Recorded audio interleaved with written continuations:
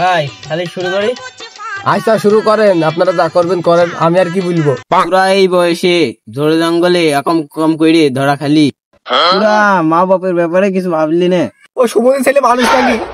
ও আমার ছেলে না, ওই অন্য জনের ছেলে, আমি বুঝতে পেরেছি। ওর মা ওর সাথে করে নিয়ে গেছে।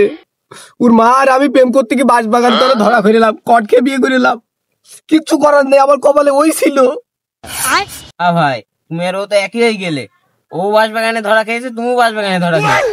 মাশাআল্লাহ রে, বাপ আছে তো এক গলেরই গরু। তাহলে কি করা যায়? ঈদের দুজনে তাহলে বিয়েটা দিয়ে দি। না মাতব্বর, আমি রাজি নাই। তুই বিয়ে করবি না, তোর বাপ বিয়ে করবে।